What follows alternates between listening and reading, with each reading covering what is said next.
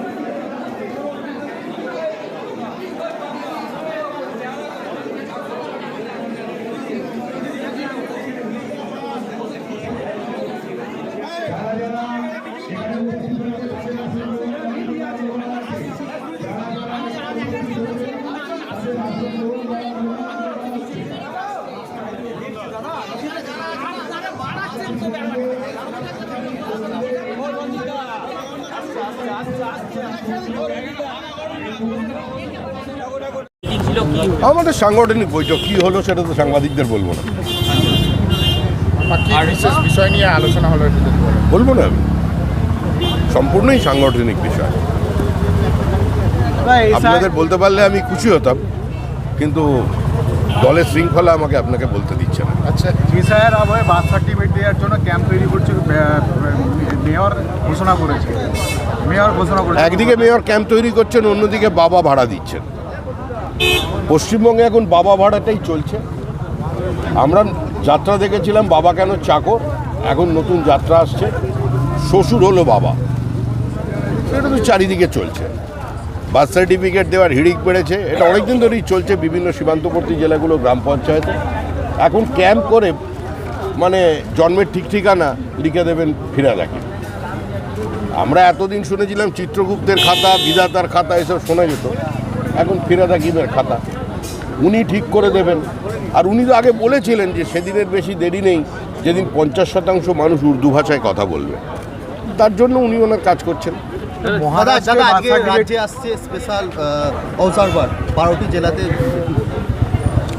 আমরা তো কালকেও বলেছি, আমি আজকেও বলছি, সারা ভারতবর্ষে যে 12টা রাজ্যের এসআইআর হচ্ছে তার সঙ্গে পশ্চিমবঙ্গের মৌলিক পার্থক্য আছে। এখানে ভোট হয় না, ভোট করাতে হয়।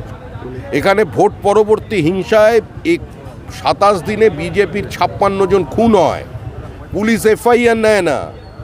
ভোট পরবর্তী হিংসায় যে তদন্ত চলে, সেই তদন্তে সাক্ষীদের হস্টাইল করে পুলিশ, ধর্ষণের এফআইআর নেয় না।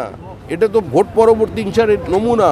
ওই বিহারে নির্বাচন হয়ে গেল, হরিয়ানায় হলো, ওখানে কার বাড়ি ভাঙচুর হয়েছে, কোন দলের পতাকায় আগুন লাগানো হয়েছে, কাকে দস্তখত দিয়ে জরিমানা দিয়ে গ্রামে ঢুকতে হয়েছে, কার মাথা মুড়িয়ে নাক্ষত দেওয়ানো হয়েছে, হয়নি তো। দাদা ফের ডিজিপিকে চিঠি দিল কমিশন, বিএলওদের ভয় দেখানো হচ্ছে। কাদের বিএলও মানে কমিশন নিরাপত্তা চেয়েছিলেন? না, আমি তো কালকেও বলেছি নিরাপত্তা দিতে হবে নির্বাচন কমিশনকে, দিল্লি থেকে বসে থাকলে হবে না। প্রয়োজন হলে জ্ঞানেশ কুমারকে এখানে আসতে হবে। বিএলও আমাদের দাবি ওর ওপরে থাকবে। সরকার একটা ভিন্ন অবস্থান, নির্বাচন কমিশন সম্পূর্ণ স্বতন্ত্র। নির্বাচন কমিশনকে কলকাতায় এসে স্টেশন করতে হবে। তাদের যে চিফ ইলেকট্রাল অফিসার, আজকে তার নিরাপত্তাও তো সুনিশ্চিত নয়। বিএলওদের তুলে নিয়ে যাওয়া হচ্ছে। একজন বিএলওর স্বামীকে ওপরে প্রাণঘাতী হামলা হয়েছে, আর ওরা দিল্লিতে বসে থাকবেন? নির্বাচন কমিশনকে এখানে বিএলওদের সুরক্ষার ব্যবস্থা করতে হবে। দাদা বাংলাতে একের পর এক খুন হচ্ছে, রক্তাক্ত হচ্ছে বাংলা। যতদিন তৃণমূল থাকবে ততদিন এটা চলবে। তৃণমূল শান্তনু ঠাকুর বলেছেন যে এসআর শেষ হলেই শান্তনু ঠাকুর যা বলার বলে দিয়েছেন তো ব্যাস। বলছি দাদা, বৈঠক শুরুর আগেই বেশ কিছু কর্মী বিক্ষোভ দেখালো, অসন্তোষ প্রকাশ করলো, তাদের বসতে না দেওয়া হয়। না, বসতে দেওয়া হয়নি। এটা হয়, এটা অতি উৎসাহে হয়েছে। সবাই এখানে আসার কথা ছিল না, নির্দিষ্ট কিছু ডাকা হয়েছিল, তার বাইরে কিছু এসে গেছে। এখন দীর্ঘদিন আমার সঙ্গে সম্পর্ক, আপনাকে বলেছিল উঠে আসতে ওটা হলো, ছিল। দেখলাম উঠে এসে আপনি তাদের সঙ্গে হয়তো কথা সেটাই তো বলে কাজ। নিয়ে গেলেন। যারা বসেছিলেন তারাও বিজেপি, যারা দাঁড়িয়েছিলেন তারাও বিজেপি। আর যিনি একজন বিক্ষুব্ধ ছিলেন উনি বলছিলেন কে কোনো বিক্ষুব্ধ না, বিজেপিতে কোনো বিক্ষুব্ধ জেলায় না। জেলায় একটা জেলায় প্রশ্ন, জেলায় মানে কম পাওয়া যাচ্ছে না। বিজেপি ক্ষুব্ধ তৃণমূলের বিরুদ্ধে। বলছি ওয়াকআপ বিল নিয়ে মুখ্যমন্ত্রী মমতা ব্যানার্জি উনি গ্রিন সিগন্যাল দিয়েছেন যে সেন্ট্রাল গভর্নমেন্টের উনি গ্রিন সিগন্যাল দেবার কে? উনি কেন্দ্র বিরোধিতা নীতিবাস, উনি ওরকম বিরোধিতা করেন। এসআইআরও তো বিরোধিতা করেছেন। ময়দানে নেমে দেখুন সব জায়গায় দাদা, তৃণমূল।